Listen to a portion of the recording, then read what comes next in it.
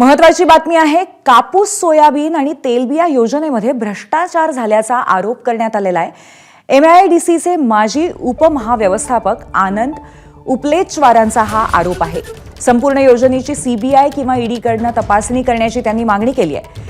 कृषी मंत्री धनंजय मुंडेंसह कृषी विभागातील अधिकाऱ्यांच्या अडचणी यामुळे वाढण्याची खूप मोठी शक्यता आहे.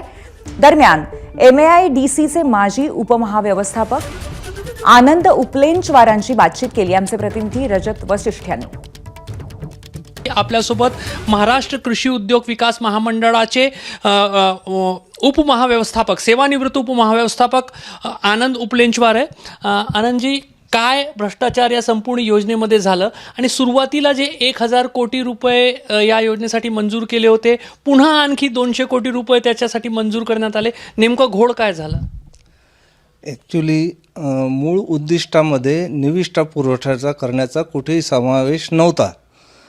फक्त बळकटीकरण, प्रशिक्षण, विस्तार अशाच फक्त घटक त्यामध्ये होते.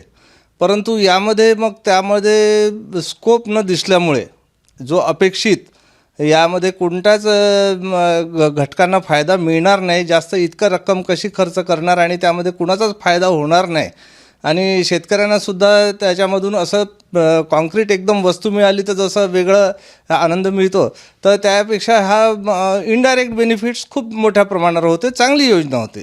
जसं की वस्तू देऊ असं सामील केल्या, जेव्हा की मूळ उद्दिष्टात ह्या वस्तूचा कुठेही उल्लेख नव्हता. आणि मग त्याच्यामध्ये वस्तूमध्ये अशा ठरवण्यात आल्या विविध वस्तू. त्याच्यापैकी स्प्रे पंप ही पण एक वस्तू ठरवण्यात आली.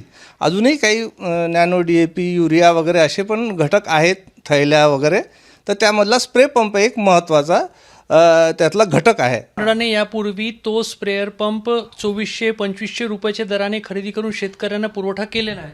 होय, एक उत्पादक आहे नागपूरचेच, त्यांच्यामार्फत महामंडळाचा करार झालेला आहे आणि तो करार 2025 पर्यंत व्हॅलिड आहे. मग 22-23ला जेव्हा योजना सुरू झाली तर 2400-2500 रुपयामध्ये जो एक स्प्रेअर पंप मिळू शकतो किंवा खरेदी केलाही जात होता, तो 3426 रुपयामध्ये का खरेदी करण्यात आला? भ्रष्टाचार झाला याच्यात?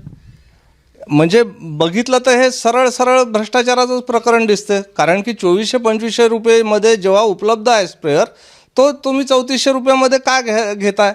तुमच्या अनुभवातून तुम्हाला हा संपूर्ण भ्रष्टाचार दिसतंय का आणि चौकशीची आपण मागणी करताय का? सखोल चौकशी झाली पाहिजे का महामंडळाला वाचवण्यासाठी? होय, अगदी आवश्यक आहे हे. आणि याच्यातला जो अमाऊंट बघता 100 कोटीचा वगैरे, याला तर ED, CBI वगैरे अशीच चौकशी करायला पाहिजे असं मला वाटतं. कृषी उद्योग विकास महामंडळ ज्याच्या माध्यमातून ही संपूर्ण योजना राबवण्यात आली आणि त्यांच्या माध्यमातून याच्यामध्ये सर्व भ्रष्टाचार झाल्याचा आरोप होत आहे, त्या महाराष्ट्र कृषी उद्योग विकास महामंडळाचे उपमहाव्यवस्थापक सेवानिवृत्त जे आहेत आनंद उपलेचवार, तेही गंभीर आरोप करतायत आणि त्यांना या संपूर्ण प्रक्रियेमध्ये एक कट जो आहे तो रचण्यात आल्याचा वाटतं. त्यामुळे चौकशीची मागणी जी आहे ती त्यांच्याकडून केली जात आहे. कॅमेरामॅन व्यंकटेश नायडूसह रजत वशिष्ठ, ABP माझा, नागपूर. ABP माझा, उघडा डोळे बघा नीट.